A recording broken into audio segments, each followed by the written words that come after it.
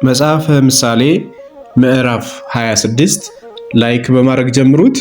በረዶ በበጋ ዝናብን በመከር እንዳይገባ እንዲሁ ለሰነፍ ክብር አይገባውም። እንደሚተላለፍ ድንቢጥ ወዳና ወዲህ እንደሚበር ጨርባ እንዲሁ ከንቱ እርግማን በማንም ላይ አይደርስም። አለንጋን ለፈረስ ልጓም ለአህያ በትርም ለሰነፍ ጀርባ ነው። አንተ ደግሞ እነርሱን እንዳትመስል ለሰነፍ እንደ ስንፍናው አትመልስለት። ለራሱ ጠቢብ የሆነ እንዳይመስለው ለሰነፍ እንደ ስንፍናው መልስለት። በስንፍና መልእክተኛ እጅ ነገርን የሚልክ እግሮቹን ይቆርጣል፣ ግፍንም ይጠጣል። እንደሚንጠለጠሉ የአንካሳ እግሮች እንዲሁም ምሳሌ በሰነፎች አፍ ነው። ለሰነፍ ክብርን የሚሰጥ ድንጋይን በወንጭፍ እንደሚሰብር ነው። እሾክ በስካር እጅ እንደሚሰካ እንዲሁ ምሳሌ በሰነፎች አፍ።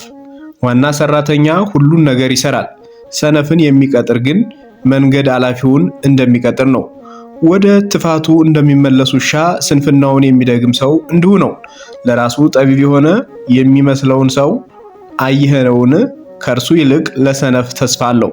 ታካሽ ሰው አንበሳ በመንገድ አለ፣ አንበሳ በጎዳና አለ ይላል። ሳንቃ በማጠፊያው ላይ እንደሚዞር እንዲሁ ታካሽ ሰው ባልጋው ላይ ይመላለሳል። ታካሽ ሰው እጁን ወደ ወጭት ያጠልቃል፣ ወደ አፉም ይመልሳት ዘንድ ለእርሱ ድካም ነው። ታካሽ ሰው በጥበብ ከሚመልሱ ከሰባት ሰዎች ይልቅ ለራሱ ጠቢብ የሆነ ይመስለዋል። አልፎ በሌላው ጥል የሚደባለቅ ውሻን በጅራቱ እንደሚይዝ ነው። ትንታግንና ፍላጻን ሞትንም እንደሚወረውር እንደ እብድ ሰው ነው። ባልንጀራውን የሚያታልል በጨዋታ አደረገሁት የሚል ሰውም እንዲሁ ነው።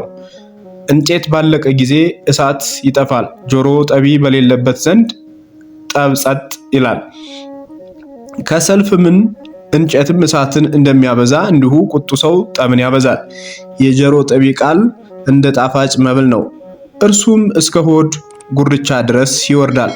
ክፋት በልቡ ሳለ ፍቅርን የሚናገር ከንፈር በብር ዝገት እንደተለበጠ የሸክላ ዕቃ ነው። ጠላት በከንፈሩ ተስፋ ይሰጣል፣ በልቡ ግን ተንኮልን ያኖራል። በልቡ ሰባት ርኩሰት አለበትና በቃሉ አሳምሮ ቢናገርህ አትመነው። ጠላትነቱን በተንኮል የሚሸሽግ ክፋቱ በጉባኤ መካከል ይገለጣል። ጉድጓድን የሚምስ ይወድቅበታል፣ ድንጋይን የሚያንከባልል ይገለበጥበታል። ሐሰተኛ ምላስ ያቆሰላቸውን ሰዎች ይጠላል፣ ልዝብ አፍም ጥፋቱን ያመጣል። የዛሬው ክፍል በዚህ ተጠናቋል። በቀጣይ ክፍል እስከምንገናኝ ድረስ ቸር ሰንብቱ። ሰላም ሁኑ።